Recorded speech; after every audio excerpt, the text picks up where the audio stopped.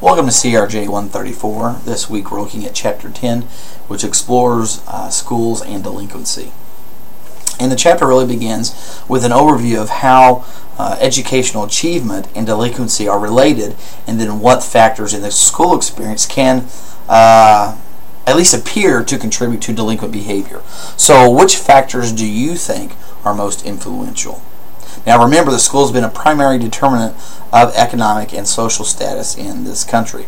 Now the U.S. still has a high dropout rate despite a decline in the number dropping out. So what economic and social factors do you think might contribute to this high dropout rate? Research also shows that school failure and delinquency are related, although there are some questions that remain concerning the exact nature and direction of that relationship. So let me ask you, do you believe that school failure is a direct cause of delinquent behavior? Or does school failure lead to certain emotional and psychological problems that may be the actual cause of antisocial behavior? Now, what effect does standardized testing have, as well as No Child Left Behind? Well, how does that impact the dropout rate? And has it really improved school achievement, or has it made things worse? Now, the text also discusses tracking that's done by schools. I don't even know if you were aware of tracking that might have been done in your school when you went there. So think about, kids from lower social classes are expected to perform at lower achievement levels by teachers, even their parents, maybe even themselves. So does lower educational achievement become self-fulfilling?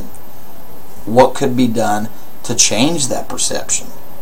Now, the idea of student alienation is interesting. It's mentioned in the book. So look over the sources of school alienation that's discussed in Exhibit 10.1, and then think about how you feel about those sources. Maybe did you feel alienated at school? And what factors, such as involvement in extracurricular activities, peer networks, who your friends were, what do things like that do to help you feel less alienated? Which factors do you think hurt?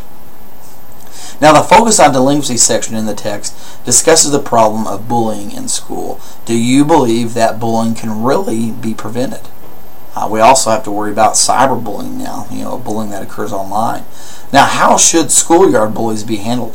What kind of punishments do you think they should be given, and will that help curtail the problem? Now, the causes of school crime are obviously discussed in this text, and it explores it from both, it looks at it from the individual, the school, and the community levels. And you may actually be surprised to learn that cross-national research confirms that the community does have an influence on school crime.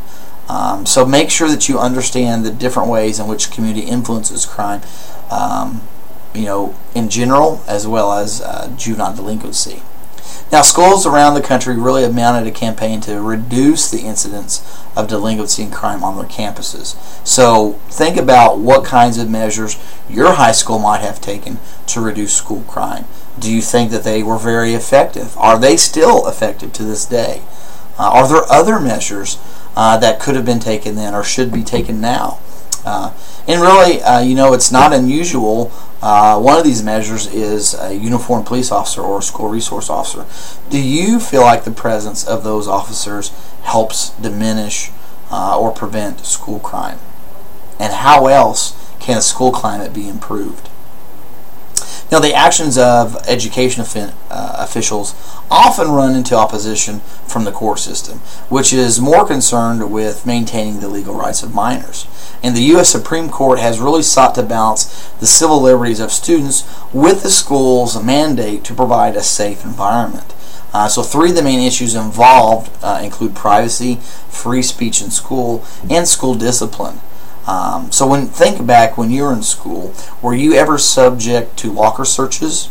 Probably most of you were. Do you think that they were effective? Do they really stop kids from bringing weapons and drugs to school? Think about drug testing policies. Do they help? Should they be allowed? All of these things are things to consider when we look at schools and delinquency. Now, next time we're going to take a look at Chapter 11, which looks at the link between drug use and delinquency.